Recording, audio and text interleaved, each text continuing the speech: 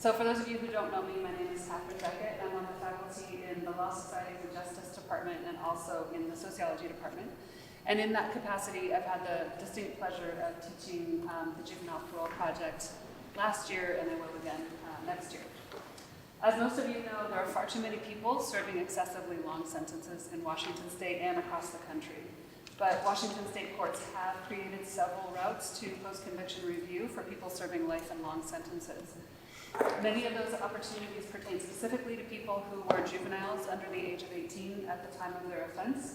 And happily, the courts are increasingly recognizing that youth is also a mitigating factor for people who were between 18 and 25 at the time of their crime.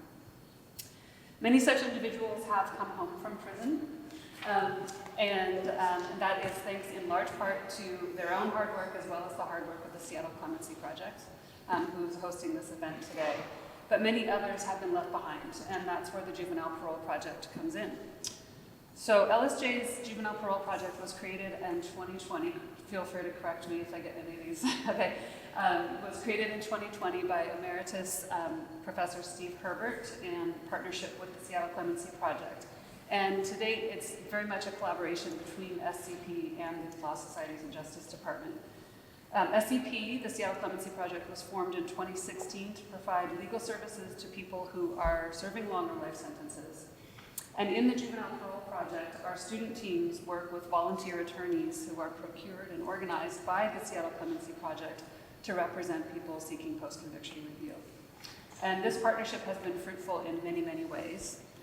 LSJ students have helped develop 25 detailed re-entry plans for people seeking review and are currently working on 7 more. And then we will again for 7 more for next year. This is time-consuming but really crucial work, as it's become clear that people don't come home without a concrete and detailed re-entry plan. People have come home as a result of this partnership, and that's really exciting. Many SCP staff doing the essential work are LSJ alums, so Brooke and Caitlin and others who are here today. And I was delighted to learn recently that over 1/3 of the attorneys who donate their time to represent people pro bono in collaboration with the Seattle Clemency Project are LSJ alums. So again, this has been a really, really exciting and fruitful partnership. It's also been a great addition to the LSJ curriculum. We offer a number of different on-hands practica, experiential learning opportunities, and these offer a really meaningful and deeply personal experience for our students. Just yesterday, or the day before, I think it was, I was writing up these opening remarks, and Nicole emailed me, and I copied and pasted her email into these remarks, so I'm going to read it to you now with her permission. She wrote, "Dear Professor Beckett," Nicole was in JPP last year. She said, "Nick and I just got the news that Austin's juvenile board petition was successful." Many exclamation marks. "I am so excited for him and beyond grateful for the opportunity to put us in a position to help him. JPP has turned out to be one of the most valuable experiences I've had in my life." So, thank you, Nicole. So for students who take JPP, many of you are or will be in it, I think it's fair to say that injustice becomes not an abstract concept, but rather a person that you grow fond of and care about and appreciate as a human being. LSJ students often become part of a really important advocacy network that is coordinated in many ways by SCP, that enables people who have been cast aside as irredeemable to tell their stories, have those stories heard, including their stories of growth and maturation, and have those stories taken seriously. And as you'll hear today, those stories are really, really powerful. In addition to providing pro bono legal representation for people serving long and life sentences, Seattle Clemency Project also works hard to disseminate the stories and experiences and perspectives of people who have lived through the worst of mass incarceration and come out the other side. And the book that's at the heart of this event today was put together by our very own Laura Coffin. It's called On Redemption, Second Chances and the Post-Conviction Landscape in Washington State. It was published by Seattle Clemency Project in 2024, and it shares 16 stories of resilience, atonement, and mercy, offering a narrative perspective on the second look landscape in Washington. And today's panel features 2 participants from the book, as well as another individual who was not featured in the book but has gone through a similar process. So thank you all so much for being here. The discussion will be moderated by Brooke, who will connect the policies that fuel disproportionate punishment and over-incarceration to the people who have survived those policies and are now working to overcome them. So thank you so much to everyone for being here today, and we turn it over to Brooke. The objective, like Dr. Beckett was saying, of SCP is to platform lived experience perspectives and to recognize their power to humanize issues within the criminal justice system. Before we begin today's panel, I want everyone to consider this question. How do we conceive of storytelling as an act of resistance? What power do firsthand accounts of harm hold, especially from those who have been both the survivor and the cause? People are more than their worst decision. That's really at the core of On Redemption and what we're trying to do at Seattle Clemency Project by giving people access to legal advocacy and a second chance. Humans are not infallible, nor are they stagnant. Each of us has the capacity to make amends and to learn from our past mistakes. Justice is a question as to who gets the opportunity or the understanding to show that they've changed. It's also a matter of recognizing the extraordinary efforts people make to change, seeking nothing in return. To discredit criminological theories that reinforce prejudice and injustice, you must combat evil and incorrigible characterization of offenders, especially youthful offenders, like those you'll hear from today. You can do this through nuanced, honest, self-critical, comprehensive, and reflective storytelling. And you can also give impacted people the space and the platform to contextualize their decision-making and shed light on their own process of redemption. Systemic narratives and theories rely on the silence of the oppressed for their validity. Person-first storytelling is a tool of rebellion that rebukes and exposes these myths for what they are, myths. So today we'll hear from 3 individuals who faced de facto life sentences as a teenager or a young adult. Their insights are going to chronicle the winding path to self-realization and healing and speak to the relevance of youthfulness in determining and delegitimizing the myth of incorrigibility. So I thought we could begin today just by everyone introducing themselves and sharing a little bit of background, where you're from, at what age were you incarcerated, how long did you spend inside, and what was your pathway to release. So maybe I'll start with Gail, and then we can just move on. Hi everybody, thanks for coming. My name is Gail Bashir. Let's see, where am I from? So I grew up in Southern California, and then when I was in about 6th grade, my parents moved me up here, and then shortly after, I was incarcerated for a de facto life sentence at the age of 15, given a 50-year sentence, and then I spent 25 years inside before I got out for the juvenile parole, the new law, and then, yeah, so that's that. Hi everybody, my name is Ben Brockman. I'm originally from Spokane, Washington. After my 20th birthday, I got locked up, sentenced to 812 months for robbing 2 banks. I spent 22 and a half years in prison before I was released about 8 months ago. I got clemency, and so the remainder of my sentence was put on hold, and I've been out since then. Good evening, everybody. My name is Michael, and I'm extremely humbled and honored to be here. A little nervous too, so forgive me if I talk really fast. I tend to do that, but I'm grateful to be here. So I'm born and raised from Tacoma, Washington. Grew up in the Lakewood area. I was incarcerated as a skinny, scared teenager, 19 years old, and I served 38 years of basically a life without possibility of getting out. Since really 40 if you want to count work release and ankle monitor and stuff. And my mechanism for relief inside was working, sports, and just helping people out to not make the same mistake that I made. So another question I wanted to ask, because it's really at the core of what SCP does, is we often meet people at the point where they've been experiencing redemption for some years, or if not decades. They've been, like Michael said, working on mechanisms for release or growth and transformation, and overcoming maybe some of the juvenile factors that led to the cycle of incarceration.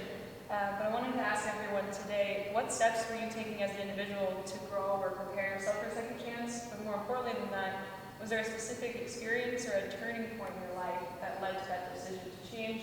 I know it's different for everybody, but I wanted to bring up specific things. Yeah, honestly, I didn't spend my time thinking I was going to get a second chance. It wasn't until into my 20th year that they changed the laws in Washington State for juveniles. And so and back then you go into the adult prison as a juvenile. So I got to the women's prison at the age of 16 and was lost, right? I didn't know myself. I was angry at the world, angry at myself, didn't know who I was as a person. So I spent the first 10 years really just being this identity that was placed on me as like, oh, Gail's crazy, or Gail, you know, she's that problematic child. And I would spend a lot of time in segregation. I was fighting with the police, and I found myself in 2007, I did 3 years in segregation and was sent to segregation in Arizona. And during that time, I just really stepped back, like, what am I doing? Who am I? And met with a psychologist before they transferred me, and he really talked to me in a way that nobody ever had. And he was like, what are you doing? You're so smart. Like, even if you don't ever get out, you don't have to live your life like this, you know? And so it was the first time anybody had ever acknowledged me outside of like this identity that I created and was placed on me. And so I spent 2 years, you know, in SAG, no longer acting out and just really educating myself about the world around me and like, who am I? What are my values? Who do I want to be as a person? And came back to Washington and started getting involved in building programs for other girls and started mentoring people, and it just like started changing who I was, right? I started growing and healing, and then, you know, 20 years into my sentence, the laws changed, and so it just happened that I was already on that path of, you know, I guess you could call it rehabilitated, but I think of it more of like healed, right? And I was just working towards trying to heal other people. I would say that when I came to prison at a young age, I was kind of thrust into like a leadership position for my race. And I didn't use that leadership position wisely. Like, I got into trouble and made a lot of stupid decisions. And I didn't know if I was thinking about a second chance, really. But what started that turnaround for me was accountability. I wanted to be accountable. And it wasn't about necessarily getting out of prison. It was just recognizing the harm that I caused. And I had an experience where I lost somebody that was really significant to me. And when I went to say goodbye to that person in the hospital while I was still in prison, I realized at that point that I was failing my family. It was years, like 6, 7 years after I got incarcerated. But my family was still suffering because of my absence and my actions. And at that point, I just felt a lot of shame. And I found this connection with the victims. Not necessarily the victims of my case, because I really couldn't, I didn't know how to experience that harm. Because I was a perpetrator of that harm. But I understood what it was like to have somebody you love and care about be harmed and not be able to feel powerless. And it was through that relationship that I wanted to become accountable. That eventually led to education. And education really helped ground me. I found myself through my education. And then I turned that leadership position into not necessarily like creating trouble in prison, but building new lives in prison. Working within my community at finding ways to give back and empower individuals, and find pride in who we are, not letting our circumstances define us. And with that, I became a better individual. I became a better relative to my family. I became a better community member and a better student. And eventually, I got involved with the Sabbath Legacy Project. And there was a couple of hiccups in the beginning, and I still got into a little bit of trouble. And I was still like figuring those pro-social actions out, thought process. But eventually things calmed down, the waters calmed down, and I went through the clemency process, and I was lucky enough to get not one, but 2 outstanding lawyers, one of whom is here today, who helped me in this process, who helped me accountable in a way that was not about pressure, but was about people that just really cared about me, nothing about me. And so to experience that kind of like love and support, it really like upped my level of accountability. And through that, every relationship I had in my life just became much more meaningful. And I never took a moment of interaction with anybody for granted. I got lucky. I got denied clemency in I applied in 2020 and got denied in 2021. Then in 2023, Jen kind of went to bat for us and like really pushed the clemency board. And I was able to apply slightly earlier, and I got a hearing out of nowhere. And things just happened like that. The prosecutor didn't oppose it. We got rushed to a docket in June, and then I've had the fastest release in our state. I had a hearing in June of 2024, and 93 days later, I was released on September 15th in time to start school at Antidote. And so I just kind of live in this world of like having an attitude of gratitude. I just wake up every day thankful for this opportunity, and I take nothing for granted. So, thank you. I think a lot like Gail. I didn't really think about changing or that I'd ever get out. It was just, I mean, just as life without getting possibility of parole was a foreign concept to me. Changing and growing up in that environment, because I went to prison in the 80s when it was really violent and really just a different than you see today on the TV and stuff. But I think the turning point for me was twofold. One was an old school convict that I did 40 years, and he said, he really took me under his wing with no agenda or anything like that, which is a rare thing in the prison system. He said, you know, Michael, you can still have a life. You can still be a light in a dark place. You can still have purpose, you know. And so that really got me plugged into a lot of positive programming. And then another one was this Christian guy in prison, and he kept coming to me and saying, hey, come to church, God's got to work for me. He was just so persistent for decades, you know. And then finally, you know, after joking, he'd say, come to church, God's got to work for you. I'd say, hey, come to the card table, I got a hand for you. You know, just being a little sarcastic. And I went to church and sat in the back row, and God I didn't know, and was pretty sure he didn't want to know me, showed me that he still loved me, and I still had purpose, and still had value, and I was forgivable, because I thought I was unforgivable and unredeemable at that time. And my life dramatically changed. Even though I was still looking at it all that time, I felt freer than I'd ever felt in my life, and that was a real changing point for me. And it's really propelled me to the work I do now as a pastor and a program director of a large transitional housing program here in the state of Washington, with 31 houses across the state. So, All of you said really well said, but I wanted to talk to you about pro bono representation. And that was the theme of the first book that we had back in March with Microsoft, was working with their pro bono program. They supply us with probably the most pro bono attorneys, paralegals, business professionals of anybody that we work with. And so we wanted to hit home on the importance of having an attorney when you're filing a petition for relief, because I know a lot of people go up for their first time by themselves as pro se applicants.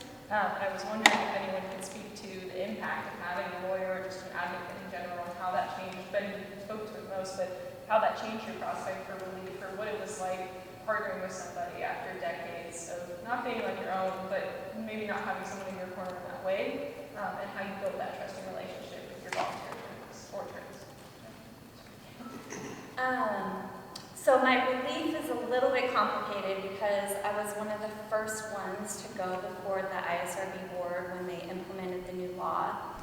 And there were a few guys that had gone before me, and I was getting updates like, oh, they're getting denied, they're being told to come back in a year, right? And so when I went to my first hearing, it was prior to this program being started, and I didn't have an attorney. I just went in there, and I was naive in a sense that I thought that, like, yeah, a lot of my infraction history is really bad, and there's, you know, all this stuff, but I'm just going to be my authentic self. They're going to see that, you know, like, I really am doing, like, good things. I'm, like, you know, I'm a good person today. And it went all bad. And so the decision came back that they gave me the max to come back in 5 years, and it was because of, you know, the prosecutor's recommendation and the length on my sentence and stuff. And at that point, I felt really defeated. Like, it was, you know, the first time I ever had hope that I was going to get a second chance. And then when that came down, I was like, oh, they're not ever going to release me. There's nothing more I can do, right?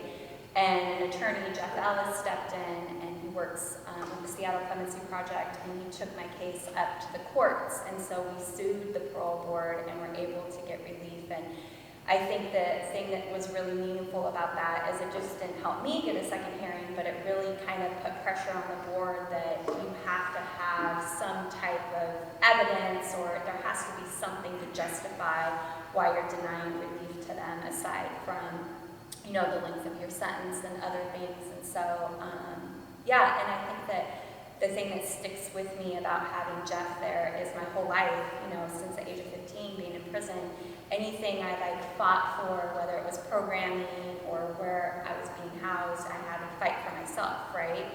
And I think going back into that second hearing, knowing that Jeff was with me, it was like I could breathe a little bit, right? It was like, okay, somebody's here to support me, and it's, whether it works out or not in the decision, at least I know I have someone that I can turn to and help me in that way. So it was a real blessing.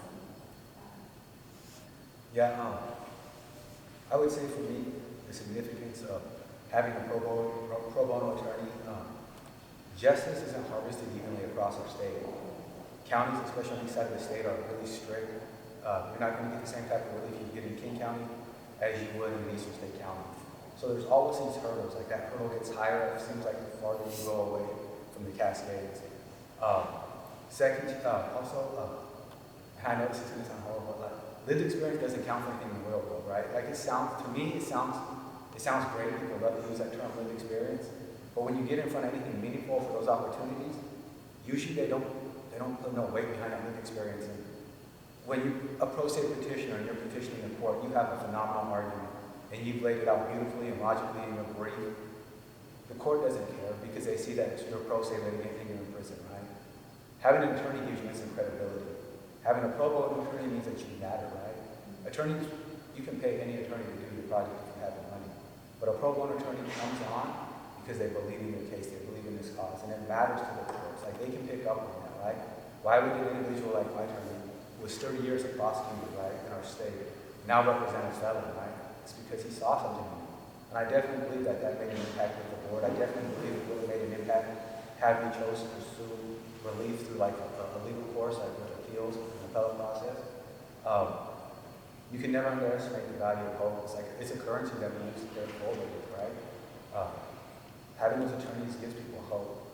It gives you, like Gail said, it takes that stress off of you. It gives you credibility that you cannot buy in prison like a pro se litigant. And that wouldn't be possible if it wasn't the Seattle Clemency Project. It wouldn't be possible for like LSJ programs that help individuals out. It wouldn't be possible for like, I want to give a shout out to like DLA, Piper, and HKM, like those two firms. Let their attorneys work on my case. These guys took calls from me whenever I needed to reach out to me. If I was stressed out, if I was going through problems. There's something to say about that relationship and what it does. Yeah, my case is a little unique. I didn't go the clemency route. I pretty much accepted my lot in life. I took somebody's life, so I deserve for the rest of my life to be forfeited. And my only one experience with the parole board was kind of like in the Shawshank Redemption, where they just stamped their papers and, actually gave me 666 more months, if you can believe that. And I originally pled guilty, and took full responsibility for my action. Not because I was looking for leniency, because it was just the right thing to do, and I didn't want to put the victim's family or my family through a long, lengthy hearing when I knew I was guilty. And so this Christian brother of mine, way into my sentence, said, "Man, they did you wrong, Michael." And I was like, "No, they didn't do me wrong." I said, "You should just reach out to this attorney at the Seattle Clemency Project. She's really amazing." And so something prompted me to write this letter to the Clemency Project, and that's where I was introduced to the greatest litigator on the planet, Jennifer Smith. Let me get emotional. Only reason I didn't even see her. So Jennifer got me a parole hearing when I wasn't even really on the table. She put a 100-page packet together with all the brain science and all this other stuff. She got on my visiting list with another attorney and gave me the grill to what the parole board could be like if they came at you really hard and stuff, so tried to prep me for the hearing. And I go up there, and for the first 45 minutes, I didn't have to say a word. Jen answered every question and spoke so eloquently on my behalf that 10 people went up for parole that day. I was the only one that got kind of parole, and I was never supposed to get out. Never supposed to survive prison first and foremost, but never supposed to get out of prison. And it's all because of the amazing work that her and the Clemency Project did on her own dime. I never paid her a cent. And, I'm eternally grateful for her, because I wouldn't be sitting here now living this amazing life if it wasn't for her. And God first and foremost, but for God bringing her into my life. And I got found parole laws, all they wanted was unanimous. And so sitting here today, getting to talk to you, amazing individuals, and grateful for it. And to have met Brooke, who put this book together, just such a shining star and a rising star, the way she put this book together. Don't make me cry. I don't cry. It's ugly. So it's warm in here. So I'm going to do what I said I wouldn't do. I'm just going to skip around a little bit based on what you guys have said. But I wanted to talk about misconceptions that the public may have, or that the system in general may have, about the potential that you've all discussed for rehabilitation and redemption within prisons. And even putting this project together, we had people obviously who did time in other states like California, like Gail said, Arizona, and understandably so the prison system is different everywhere you go. And by no means is Washington exemplary, it has an exemplary record when it comes to programming or opportunities, but It does stand out a little bit when it comes to other states like California that are dealing with more violence or racial tension. And so I just wanted to see what you guys experienced when it came to accessibility to programming, accessibility to safety, things like if you disassociate from any activity or if you disassociate from any type of group that may interfere in your personal safety and also your potential for taking educational classes. You know, there's all these different factors besides personal motivation that go into, okay, I want to change as an individual, but if you guys wanted to speak to your own path and what you see as misconceptions about the possibilities that exist in the prison, maybe people you might have met, mentors you had that you mentioned for a mentor, or other peers of yours that are still inside. A lot. My brain's like ding, ding, ding. I think the first thing I want to say is that the biggest misconception I think that we have is that justice comes through a sentence, right? And so I don't think that helps anybody.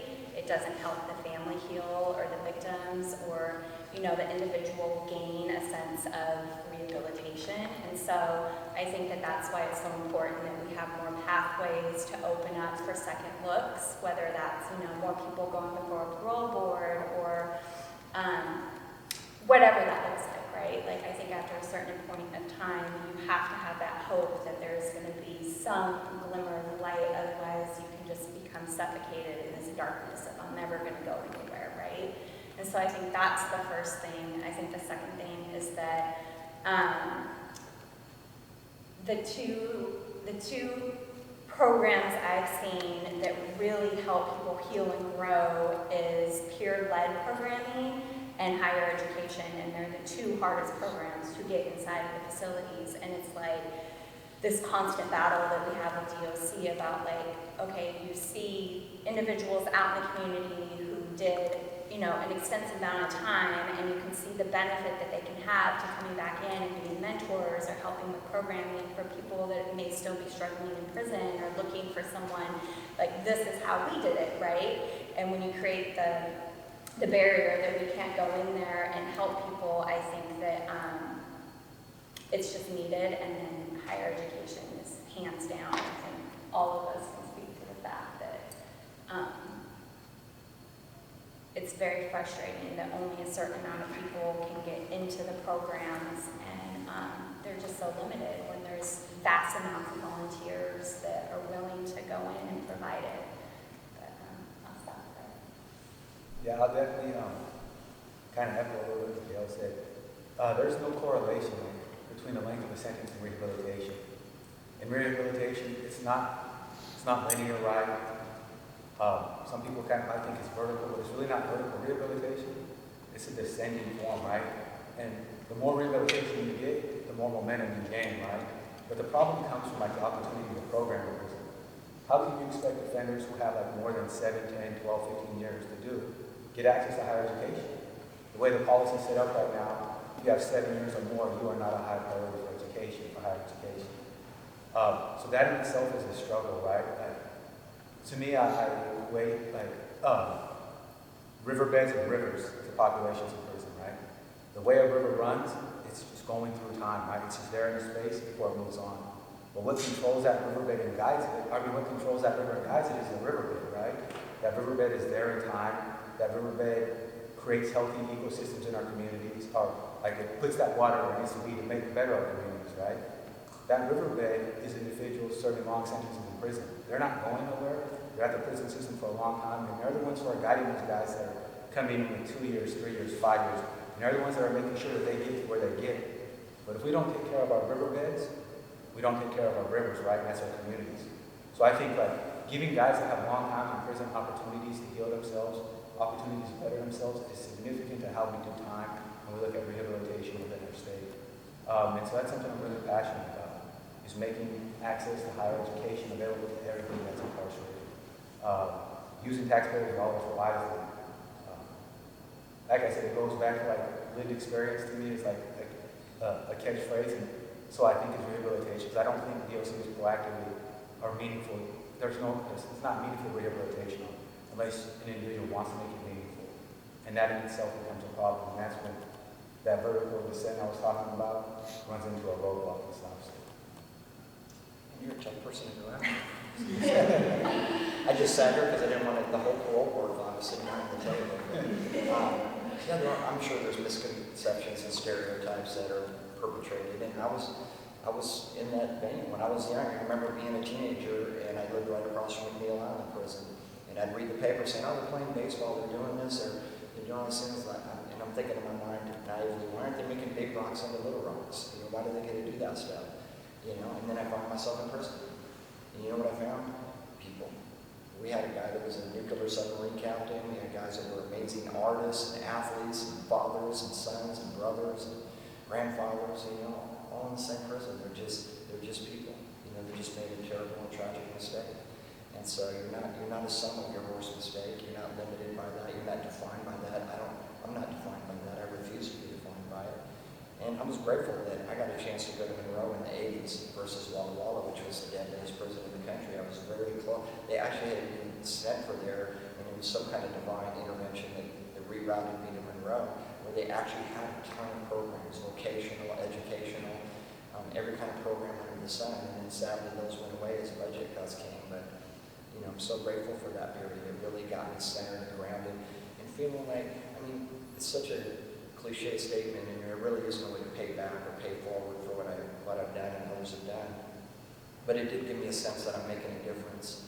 You know, we started a Choices and Consequences, not a Scared Straight program, but Choices and Consequences, where we would have kids come in from middle school, junior high, and high school, and we just talk to them about stuff. And here in the first 5 minutes, they're talking to a bunch of lifers, and they're opening up about, you know, their parents got divorced, they were thinking about killing themselves, all these tough stuff because they didn't have anybody to talk to where even the guards there started bringing their kids in. It was just so impactful for me to see that it planted some seeds that, Michael, God can take your horrible mess and make it a message of hope. And still, you know, because I had a son, you know, while I was doing time, so that was a motivator too. And it really wasn't, you know, Monroe was one of those places that had family-friendly type programs, where a lot of places it's see your kids behind glass or very restrictive or very anti-family type environments. And so, the answer is very simple. You know, it's just treat people as people and know that 97% of people that are in prison are going to come back into your neighborhood at some point. And so what do you want? The punishment is carrying around the guilt, shame, and regret for what we did. It's not you poking me with a stick or making my life harder or rubbing my nose in what I did. It's really about investing in them, and every dollar you spend in education, you've already shown you save countless dollars in incarceration. And so I just say that passionately. You guys are future judges and attorneys, obviously voters, and you know, influencers in the world. You know, senators. I see some senators in here. you're gonna, you know, be the change you want to see in the world. You know, and so don't just go with the flow of what somebody says or they feel like is rehabilitation. It's just a made-up word, like they said in Shawshank. There's no such thing as rehabilitation. I didn't get rehabilitated. I just looked in the mirror and I said something has to change, and that something is me. You know, and so. Sorry, it's a little lengthy there. And so that, of course, hopefully brings up the next question about where would you want to see your story? I know everyone is at a different point in their reentry experience. Ben, obviously, you came home most recently, but for Gail and Michael too, it's been a couple of years of closing in on a decade. And a lot of people mentioned in the book that, and probably would you agree, that reentry is just the rest of your life essentially, and a second chance in the moment, it is walking out the door and starting over again, but it's this ongoing amorphous up and down, like you were saying with the river, it just keeps flowing, and it'll change over time. And your stories in the book or your story in the video project, they'll stand still, but your life continues on past that. But if you were to share your story with an audience or an individual, is there somebody you have in mind, or you think a group that would be most impacted by your story? Because they really aren't just these stagnant things like we were saying in the beginning. They're self-critical, they're nuanced, they're emotional. You have to really reflect and look in the mirror and give out how much you've grown. But is there anyone you think would be most impacted by redemption stories like these in the book or in the video that you did then? Well, when you say impacted, I think about two different things. I think about, you know, especially youth that are facing long sentences and that feeling of overwhelming disparity of like, if I could talk to them or help them in some way, prepare them for what the next 10, 15, 20, 40 years of their life looks like, I would love that. But also when I hear the word impacted, I think about how much more we have to do in the criminal justice system and the roadblocks we come up against. And a lot of it, I think, is because people buy into these stereotypes, and whether that's legislators or prosecutors or people in the community that have this idea that like we have to be tough on crime to keep our streets safer, and that's just not true, right? And so I think that whether it's sharing the book or sitting in a room with people that are very much in opposing views of where, like, okay, let's have a conversation, where can we go? Like, let me show you the human side of me as a person, and I'm not just this monster that was sentenced to life when I was 15, and those are things that are still happening today. And I think like that's what I envision and hope to see one day, so that we can help save people from going through these extraordinary sentences. Oh, you hear about Ray that got shot in the back by the police, or Steve that's doing 20 to life now on a drug deal gone bad. You never hear the good stories, because so many people are doing life on the installment plan, and misery likes company. And so I never heard about anybody doing good out here. And so even as a person of faith, I'm very confident, and been doing reentry before reentry was even a buzzword in the Department of Corrections, because I was tired of seeing people do, a year here, 3 years there, seeing grandfathers, fathers, and sons all in the same institution. That is not a place for family reunion. That there's a generational aspect to a lot of this incarceration. There's an environmental. There's so many different things that affect a person's chances of ever getting locked up. And so I think this thing can really, it's opened doors for me, I'm sure others here too, to speak to judges and prosecutors, doors that I never thought would open, and people in the community that just don't know. They're disconnected, from somebody behind bars. It might as well mean somebody that is a monster or an alien. They have no connection to how you could ever do something, that could land you a life sentence. And so I think this on redemption is on a good pathway. And I really enjoy talking to, like I said, the future lawmakers and future, change makers in the world. So thanks for the opportunity. Well, so that very neatly somehow wraps for the last question. I don't know how, because this is a crazy worksheet I created, but the main efforts point that I think we wanted to bring up when talking about doing these book events, besides highlighting the benefit of having an advocate in your corner, and not just somebody who can tell your story for you, but has that legitimacy behind them, most people just say has a bar number, is able to go up in front of the parole board or up in front of the judge, people like Jet who are just able to go and stand up and fight for you. Similarly, books like this, I think what I was hoping, and just speaking for myself, is that SCP has this credibility, public standing, and financial resources as a nonprofit to be able to do a project like this, but with the intention behind it of, I really just want to work with people that, you said lived experience, but I think you're right to say it is really a buzzword, because, now we have things like lived experience compensation, and, asking people with lived experience to speak and have expertise in ways that people without it cannot. And so there is a lot of work that SCP is doing to try and platform people with lived experience, but also just to give them a voice if they choose to, take it or have that opportunity to share their story in their own words.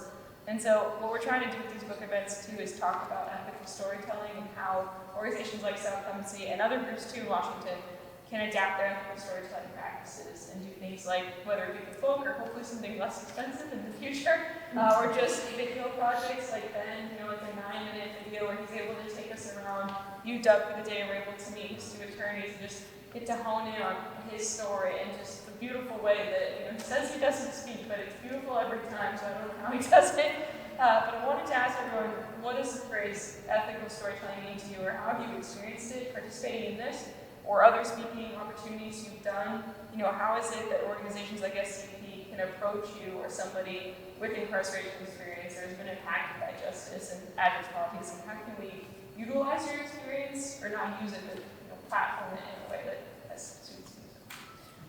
Yeah, I think about this a lot, actually.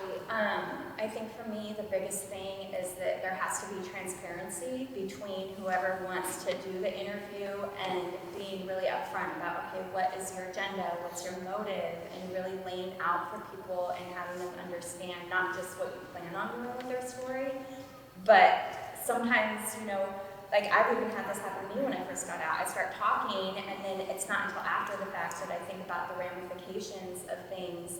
and really helping that individual understand that like a book is out there for life, right? And so you may be in this point in your life where you're open about your background and your family and your experience, but there could be a point in time where that changes for you.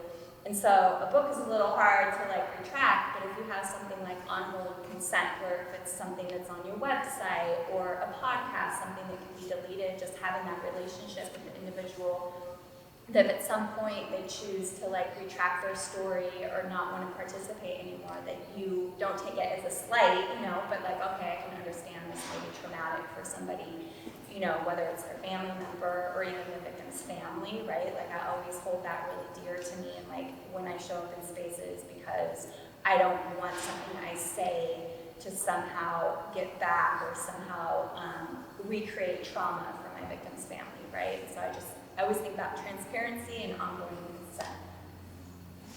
Yeah, I would say, for me, one, I'm grateful for these advocacy projects. I'm humbled that they're gonna, I get an honorarium for doing this, but at the same time, they got me free from prison. So there's nothing that they could call me to ask me to do, and I wouldn't do it. I wouldn't be here if it wasn't for them. If it wasn't for John Sewell, Jennifer Smith, their entire staff taking time to. I lost the Clemens hearing, and they didn't give up on me. They stuck with me, and in fact, they doubled down and got me another attorney. So in that realm, I think that they do it ethically fair, right?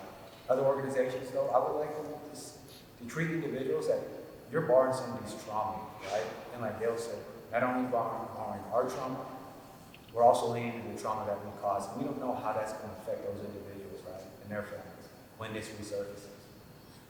But I think that there's a balance that you have to take with that. And it's also on us to look at that, like, what are they asking me to do and how can this really affect those that I've harmed and how is it going to affect my family? But I also, I don't like to see people that were formerly incarcerated come out and share their stories and not get compensated fairly, right?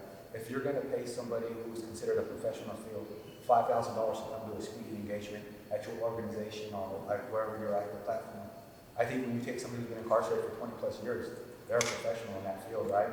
And they should be compensated accordingly as well as that. So I feel sometimes individuals get taken advantage of, and so that is something again that I stand up for and want to see treated fairly. But I also think you can't paint with that same brushstroke, right? It's individual. It's an individual choice for that person on who they're speaking with and what they're trying to accomplish. And sometimes the message is far more important than the bottom line. Yeah, I didn't even know ethical storytelling was a thing. I've seen so many people that have shared their story and it's been twisted or perverted, to fit an agenda or a narrative or a story that they wanted to see. And I have to say this about Brooke. She didn't try to shape the story. She just tried to share it very authentically. And that's such a rare gift for such a young person. So her picture's probably right next to ethical storytelling in the dictionary if you were to see that. And we're grateful how I know she not only captured my story, but everybody else's. Even with its flaws, faults, and freckles, it's not a pretty story. It's not something that was glorified or, glamorized. She really did a very genuine job of getting that out there. And I'm excited to see her next work, whatever that is. I support it fully. I was a little leery at first. You have to be a little cautious because, like Gail so eloquently put, I didn't want to stir anything in the community or in my victim's family life. If I didn't know they were at peace with it, that's why I know about their clemency, because I wasn't certain about where they stood on my getting back out. And so now that I have a little bit more clarity on that, and through God's grace, they've been able to forgive me, and which is, it's just beyond understanding, for all I took from them. I do believe that, this book can have a great impact on so many people because of the way it's told. It's not told in any other kind of way than just straightforward, right?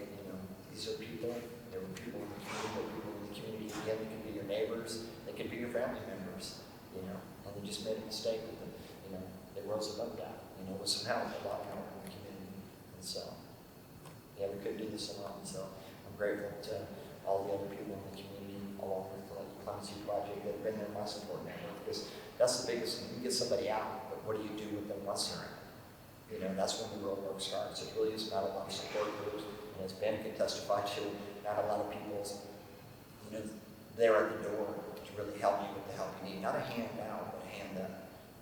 first get out because it's overwhelming. I got in the supermarket aisle and broke down in the cereal aisle. I mean, do they really need 327 kinds of cereal? I don't think so. But, just having my son ask me, what do you like, Dad? And I'm like, I don't know, son. Every choice I've ever had made for me for 40 years of my life. And so I got overwhelmed in the supermarket aisle, as silly and stupid as that sounds. That was the start of my reentry. And the technology, oh my goodness, I don't even want to talk about technology. And jobs, and finding an employer that's going to be good with your background, your housing. It's not just the legal aspect, there's so many other aspects. We live in a don't check the box community, and not to get on a high horse or platform, and I feel like, you guys are the right audience for this. It's don't check the box, but you can have first, last deposit and an 800 credit score, and you're just wasting your application money because they're going to do a background check on you, and you're going to get disqualified 9 times out of 10. I know, because that's why I could fill another 31 houses in addition to the 31 houses we already have local in the community, because sadly, for a community, a Christian-based community on our Christian country, we believe in second chances, just not in our neighborhood. And that's really sad. I hope that narrative changes. And we're trying to do our part to change that narrative, with our program. So. Well, thank you guys so much. I am at the grace portion now, where I'm going to flip it back to the audience and open it up to questions, because I have no idea what time it is, and I don't want to keep it. That clock is broken. It's broken. But I want to flip it around to you all. If you have any questions for Gail, Ben, and Michael, just about what they've shared today. If you have any more questions about their experience with Seattle Clemency, anything like that, the book, or what else they're hoping to accomplish on the outside, but I can maybe call on people, and then it's small enough I feel like you don't have to stand or anything you don't want to, but if there's anybody that wants to go first. Sorry, anyways. Ben, did you say you're studying at UW? Yeah, I go to school at this campus. I'm finishing up my junior year, starting my senior year. I'm a double major, sociology and American Studies. I'm a Gates Leadership Scholar, so pretty happy about that.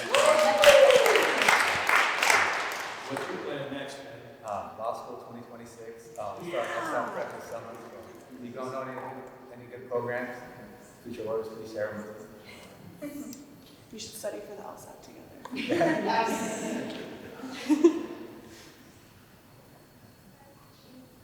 I'm Claire, just really key. And we're first year law students at UW, and before starting Katie worked at the Innocence Project, and I was a social worker, and we've had some interesting conversations amongst ourselves and with our classmates about what does fixing a system looks like, and individual goals in fixing a system. For example, all kinds of classmates were I want to be a prosecutor, I want to be a prosecutorial lens, I want to be a judge. And I don't know that I believe that works. And as a social worker, I had colleagues who were if someone's going to take the kids away from their parents, it might as well be me because I'm nice. And at one point, I think I believed that, but now I feel less convinced that I believe that. And I'm curious from your experiences, you've worked with probably public defenders, and you have your wonderful attorneys who supported you, and you have folks from the Clemency Project, and you've gone in front of judges, and you've been incarcerated and dealt with incarceration officers and law enforcement officers. And I'm curious, that idea of we can change the system by doing broken jobs level. How does that sit with you? How would your experiences been trying to navigate that? For me, or the whole panel? Everyone. Also, everyone. I'm not saying that. I mean, if I had to answer that, right? People are I'd sleep better. yeah, people aren't mad if they do a certain job and just I'm curious because I have that conversation with my classmates a lot where they're I'm coming at it from this way. I'm coming at it from this way. Maybe I'm wrong. I think there's lots of ways to come at everything. I think that, change is slow, systematic change is slow, and any little small win, I think, is a success. And I think, I meet people in the community, and I'm just volunteer. If you're not in a role of leadership, I think a lot of change happens organically. Even when you think of things happening at DOC or other institutions, it's a slow growth that you see. If you volunteer at a nonprofit or you don't like what you see in your community, volunteer there and help people, even if it's one at a time, because that's at least helping the problem, right? And then, I mean, yeah, I just think like one case at a time, one person at a time, one conversation, speak to people, especially people that, you know, have opposing views. I think that's the biggest thing we can do is have conversations with people that we don't align on issues and try to come to a middle ground, especially people that hold the power. But really just trying to help the people that are struggling, and then just whatever's working, it will find its way on a larger scale, right? Because people will take notice of it, and whether they fund it through grants or, you know what I mean, everything I think starts kind of small before it really has a big impact. Can I speak to that question? Is that appropriate? Please. So it's a great question, and I'm biased, of course. I was a prosecutor for 27 years, but I'm progressive as the day is long. And one of the things that immediately jumped out at me about Ben's case is that there were two backgrounders that we applied. He was offered a plea deal that would be reasonable. He rejected it, and the prosecutor in Spokane added 15 counts of kidnapping in the first degree, one for every person in the family. Kidnapping in the first degree said to run consecutive, right? And so that turned his 12-year plea deal into a 58-year sentence. That never would have happened in Canada. I spent most of my career, half my career in special assault units, and sexual crimes, investigations, and homicides. But I did bank robberies too. And when I got Ben's case, I did a poll with my former prosecutors and said, how many of you who have done bank robberies ever added a kidnapping for a person who's in the bank? None of us ever did. So the point is, I do think that you can create change in the system from the prosecutor perspective and from the defense perspective or a social worker's perspective. There is a lot of discretion that prosecutors have, and it's really unfortunate. Ben and I have talked about this, you know, and Jennifer, that you can do the same thing in one county in the state and get X sentence, and do the same thing in another county and you get X times 10. That can be remedied by thoughtful, compassionate humans in positions of power. Yeah, yes.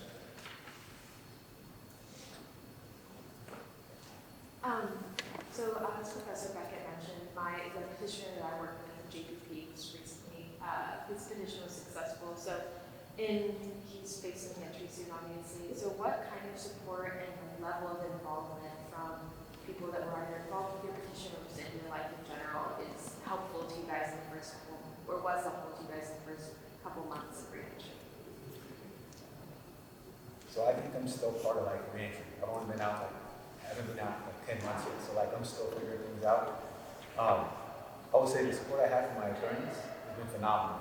Like they call me, we check in, we go to lunch, like we go to, I get invited to like office parties. I'm gonna have one Sunday with you.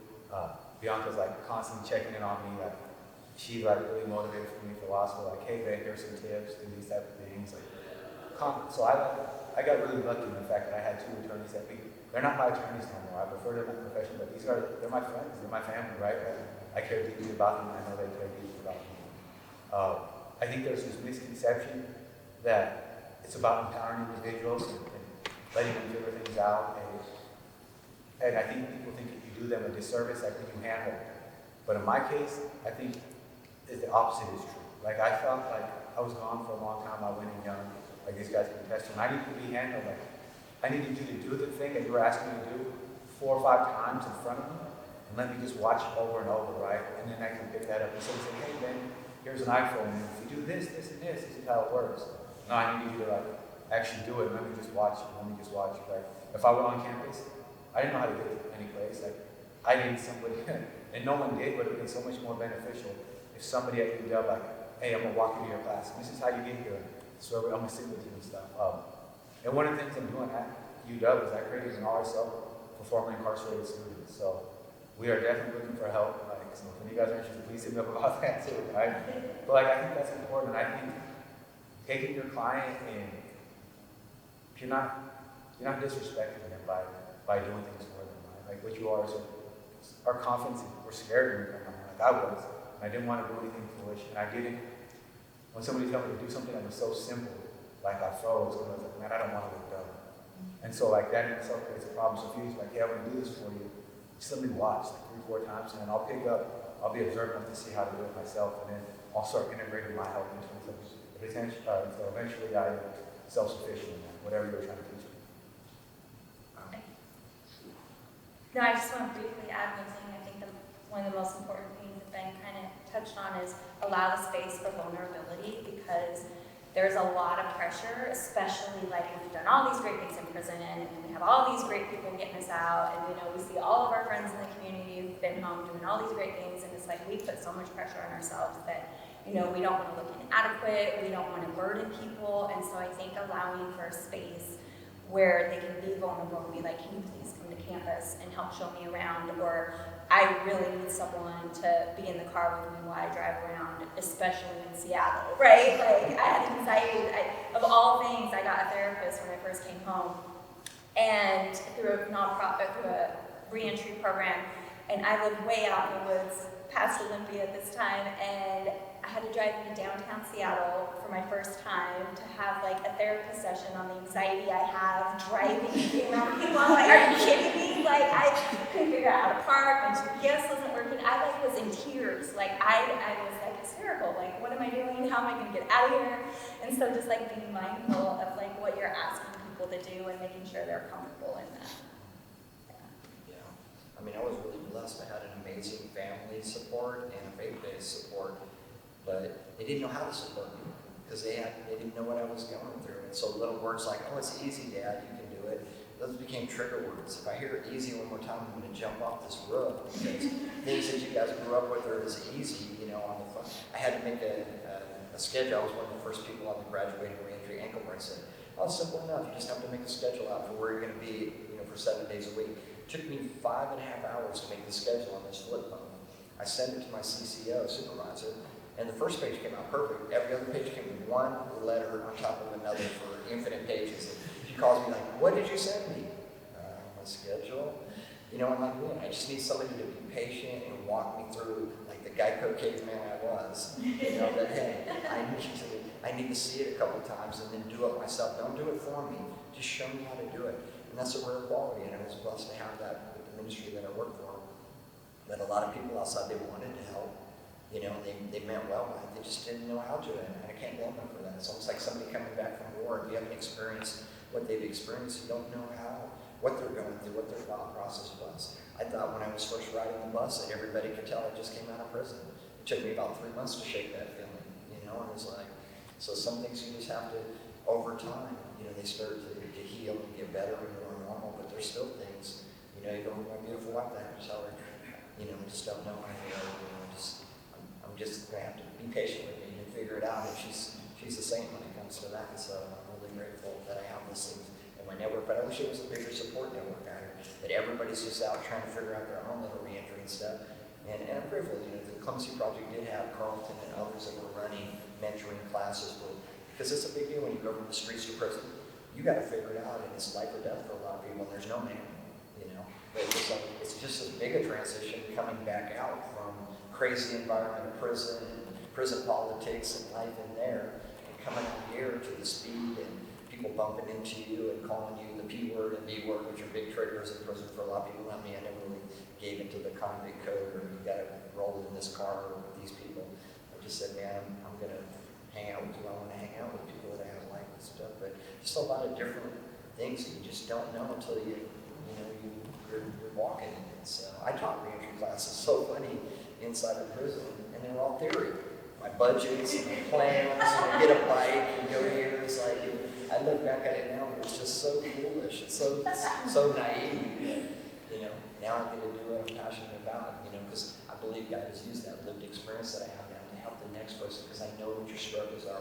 I know what your challenges are. I know what you're going to get overwhelmed by, and you will get overwhelmed in your reentry. But just having somebody there to walk it out with you, that's why a reentry is kind of a buzzword I get. But having a navigator to just walk beside you, hand, hold you every step of the way is so critical until you get it down. So.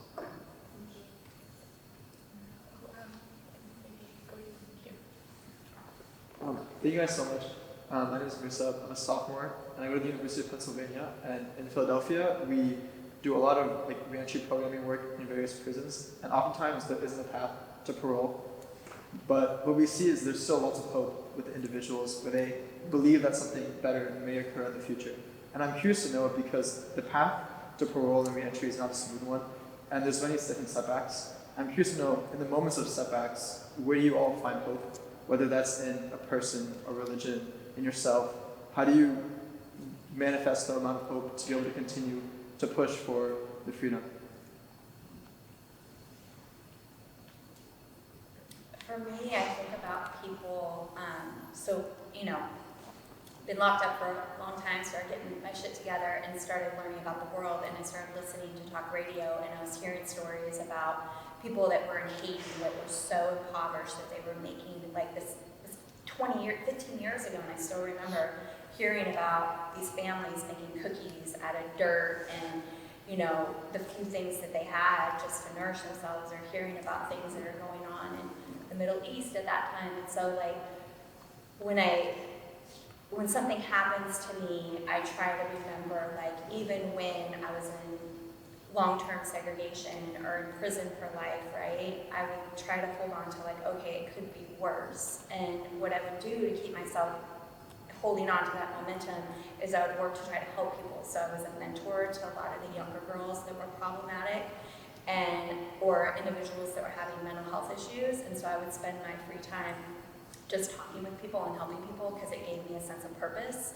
And so that's kind of what kept me, I wouldn't necessarily say hopeful I was going to get out, but hopeful that I was going to have a meaningful life, right? Yeah, I would say it's different, right? Every day it changes, right? You have bad days, just like out here in the community, you have bad days and good days. For me, I spoke earlier, hope being a currency that you can use to pay it forward, right? If you have that hope, you're automatically better about it. And to be honest with you, I had a lot of time, and I didn't want to think about that too much. So I just at first I was well, I'm going to be a bad person because I'm just going to survive in here. And then I was no, I want to be a better person. And so I faked it till I make it, right? I was okay, I'm going to be good. All right, be good. Whatever I got going on, because I'm going to make it till tomorrow. Because tomorrow might be different today, right? And for me, I believe in speaking and thinking things into existence, right? Before I got out of prison, before I even applied for clemency, I applied to universities. I applied to every university in our state. So I was I'm going to get out. And when I get out, I'm going to be ready for it. So I lived my life I was getting out. And I would tell UW, I got accepted to UW. And I was getting released in September.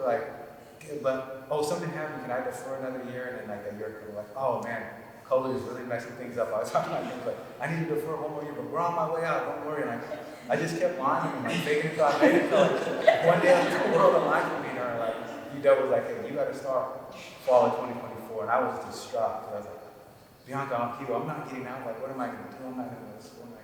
Just wait, Ben. Maybe something's going to happen. The world worked out where it happened within 6 months after I got that notification. I had 1 year. Things worked out. So for me, it's just finding something to hang on to. Right? I had to find purpose in my life, so I became involved in a bunch of programs, and I had to be accountable to things. Right? Not only to my family, my loved ones, and my community, but accountable to people that I was incarcerated with. They were expecting me with these programs I was working on. And when I had all these responsibilities and was going 100 miles an hour, I had to get up the next day. I had to keep pushing forward because people were relying on me. And so that's just kind of, I found purpose within my life. Yeah, one of my favorite sayings is I felt bad because I had no shoes until I met somebody who didn't have any feet. And so it's just all perspective. I would take my worst day out here. I've had some tough days. I got 3 people in my circle that have cancer, that are battling cancer. And so I would take my honest worst day out here over my best day inside. And so there's always somebody that's got it worse off than you, and it's struggling, and don't sweat the small things. And really, after all I've been through, closed custody, car crashes, cancer, craziness, you couldn't even imagine, that I'm still here living and breathing. It's really all small stuff in the big scheme of life, so there's no reason to get wrapped up around that. So, and I'm so grateful for my faith. I look at what my Lord and Savior went through and what the people of faith went through for their faith. the stuff I went through was self-inflicted, and it really is like momentary in the big scheme of eternity. So I try not to get too. Sometimes I have moments with people that drive 90 miles an hour and almost kill you in traffic to get at the same stoplight. But God's working on me with that one. But yeah, it's just keep things in perspective. You know, don't get the highs too high or the lows too low. Just keep focused on where you're going and the good things you have. Because we all know there's 10,000 people in the system that would just be so blessed and so grateful to have the opportunities that we have out here. So.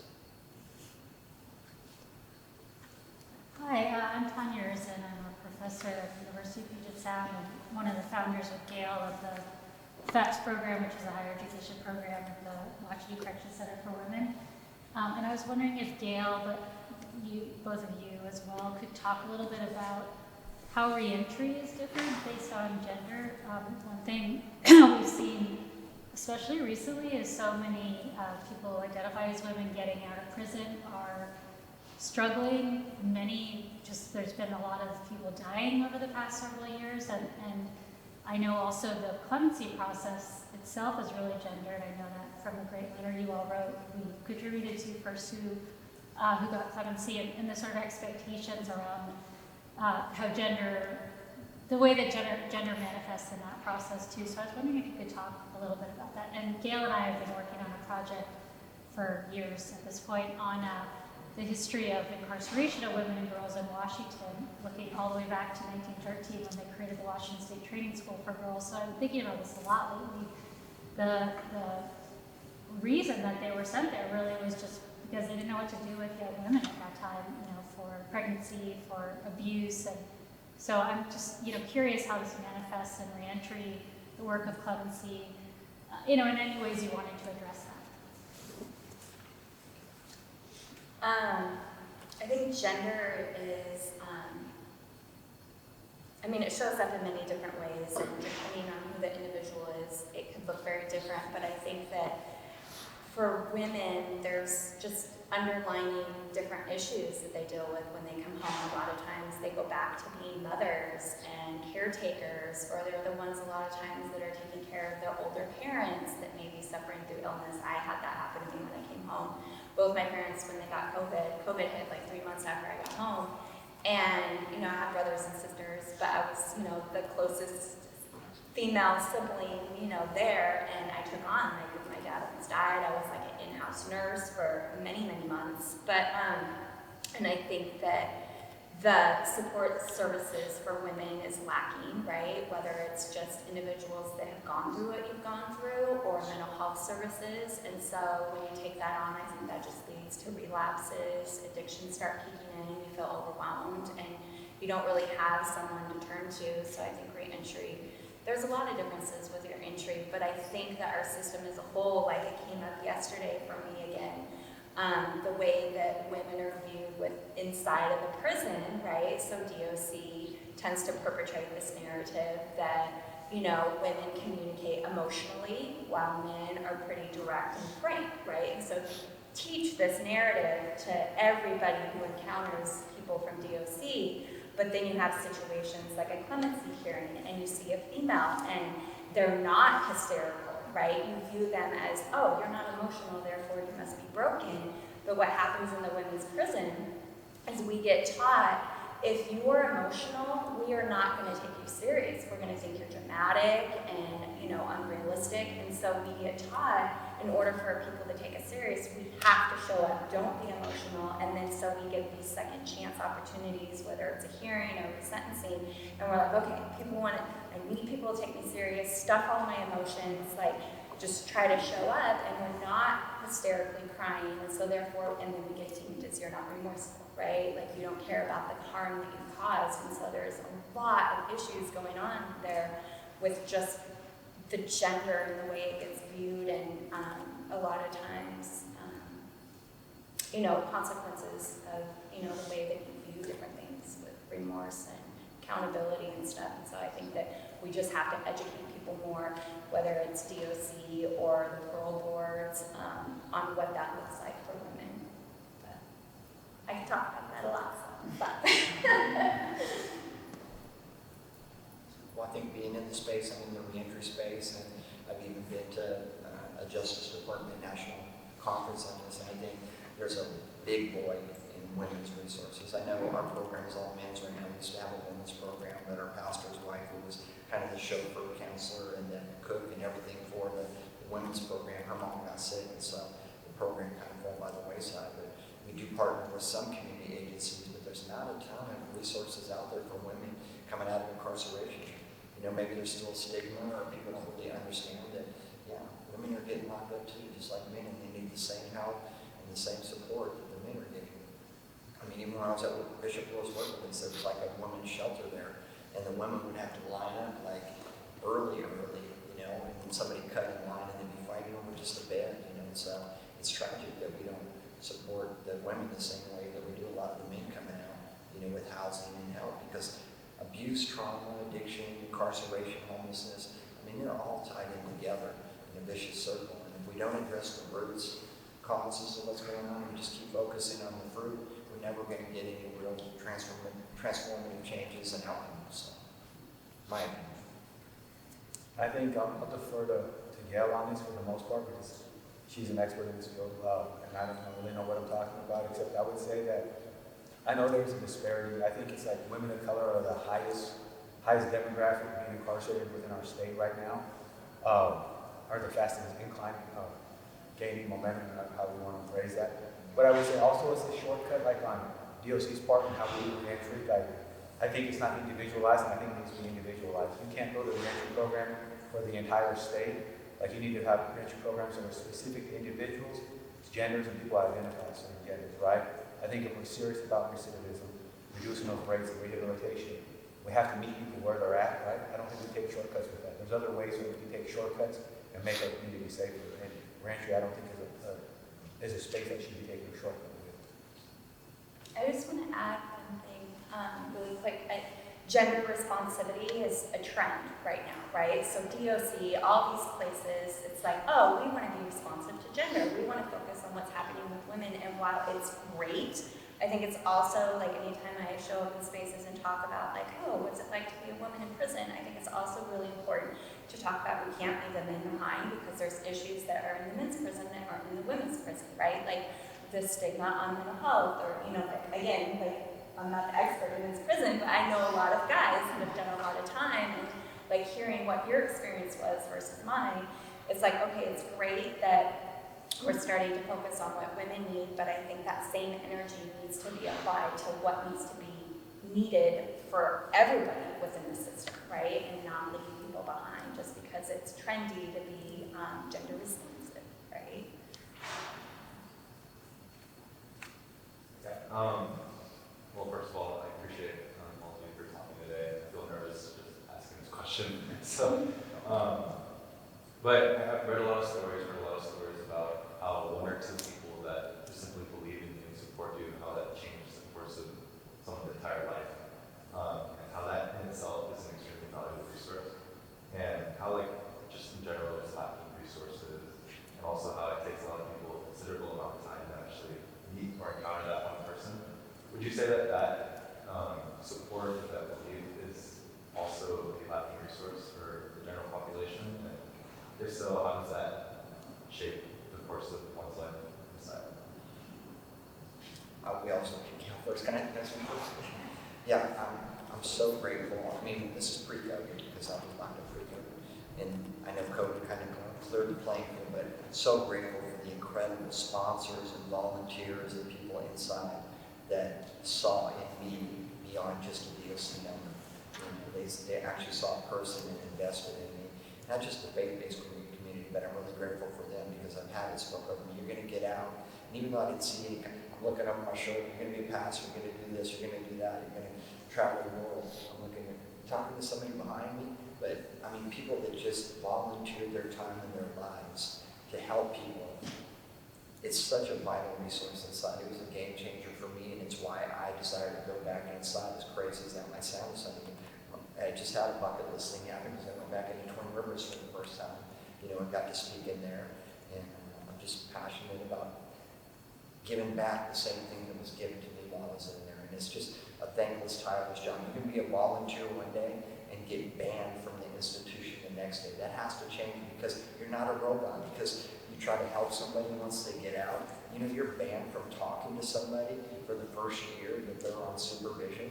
That's when they need the help the most. As a sponsor or volunteer, they're not robots. And so many people, one guy went volunteer here, he was there 7 days a week. I think he almost slept at the prison. And the next month, he got booted out of there, terminated as a volunteer because somebody wrote him a letter, you know, to his personal address. That is ridiculous, you guys. And it's such a much needed resource that nobody talks about. So I would say having somebody believe in you is great, right? But if I were to like rank order or put something in sequential, right, that would be the third most important thing. Somebody can believe in you all they want, but you got to believe in yourself first, right? Because all that does is just like water off the dough, right? It's just going to roll off unless you believe in yourself. But before you believe in yourself, the most important thing I think a person can have experience in their life is to have somebody listen to them, right? Just listen with kindness, right? I think once somebody is able to listen to our stories and care about them, and not listen and wait for their turn to talk back and give us advice, but just listen to us and allow us to validate our feelings and experiences, from that we grow that self-respect that we have within ourselves, right? And then when you believe in me, I believe in myself, right? So I think first and foremost, the first thing that we need is somebody gets to listen to us. I thought that was like great about Saddle Clemency Project. When they came in, it wasn't like, what do you guys think is out of trouble? Just tell us your story, talk to us. And from that, I got hooked up with great attorneys who of course believed in me, but they just let me listen. They just let me call and talk and validate what my experiences I was going through. And with that, it empowered me to believe in myself. And so when they told me they believed in me, or my family, or my teachers told me they believed in me, then at that point I believed in myself too. And echo everything Michael and Ben just said. I will say that when it comes to somebody supporting or believing me, it was the volunteers, right? Like Tanya, I knew her for 6 years prior to me releasing, and I had my parents and my sister, but there was that sense of like, I felt very guilty for talking about anything with them that had to do with me because I had put them through so much, right? And so like the communication there was very like one-sided and not really transparent because I didn't want to stress them out. And so while they were in my life through my time during prison, it wasn't like I depended on them or looked for something from them, right, in that guidance. And then, you know, like there's the officers and the women you're doing time with. And so when you have individuals of their own time from the community coming in, and like it starts off as like educational classes, and then like, oh, they're like reteaching another class the next year, and then you develop a rapport, and then it's like, oh, how are things going with you? And so you start to organically build this relationship, and then you start seeing like, oh, they actually care about me, you know, where it's like, yeah, I know I'm worthy as a person, I grew to understand that, but it's like, there's a whole different layer of the people in the community are showing up and asking. It like just gives you something. Like I still to this day have letters that were written in support of my clemency because I like saw them when I got them and just cried and cried and cried, like the nice things that were said about me and the way that people supported me, like I hadn't had that before, right? And so I think volunteers that go in there with, you know, good intentions, right? Not going in there with their own agenda of trying to make somebody what they think they should be, but going in there with like, we're just here to serve or to teach or educate, right? I think are vital. Does anyone, I'm just gonna make a guess that it's close to 5:30, but I'll maybe take a last question. I wanted to feedback on what Ben was saying about listening, and so I hope everybody here is going to take a book, because Seattle Clemency Project invested in the book and invested in the book because Brooke was going to be the author, and she's an exceptional writer, and she's an exceptional person, and we have a really challenging job to do when we're talking about our clients' stories in the public view, in newsletters, on Instagram. These are other people's lives, and so we always put a lot of thought into it. But when Brooke came along and I started reading her writing and the way she was writing about people's stories, what I observed is that she was just listening. And she has a brilliant mind and can really put beautiful words around what she hears them saying, not her own perspective on the world. And so I hope you all get a chance to read the book. And I just wanted to take, an opportunity to say thank you to Brooke for putting together something so beautiful and honoring the lives of these beautiful people in the process.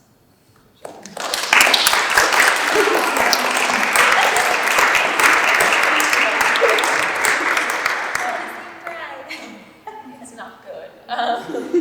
Well, I can wrap up just by saying thank you guys for coming out to support my deepest fear is that no one was going to be here. I had several nightmares about it in the last few weeks. And so thank you for coming out. And I only graduated 2 years ago, so I sit in with Caitlin, currently our research and writing specialist on the juvenile parole class. And Caitlin also, to shout out, helped with this event too, is going to Yale Law School. So we just have so many incredible people at Seattle Clemency Project, and it really is just a small family. And I'm very grateful that I'm able to work there, but to work with people. Now Gail is my coworker and somebody I get to learn from every single day and sit across from. So that wasn't the case at the start of the book. We were just meeting really for the second time, and now we work together and have traveled overseas together. And so I'm just grateful to know everybody and to make friends with everybody. So I hope that you can take a copy of the book, and if you have any questions as well, I'll be around, but we have postcards too if you'd like to just take a couple. They have hopefully a QR code that's working. I generated it for free on the internet. It's maybe broken, I don't know. Other than that, we have a website, of course, you can order books through there, and it will prompt, just as a logistical thing, it'll prompt donation, but if you say you're from here, I'm the one who goes to UPS, so you don't have to pay me to do that. I will just send you the book. But thank you again. If you have any questions, you can come up and ask.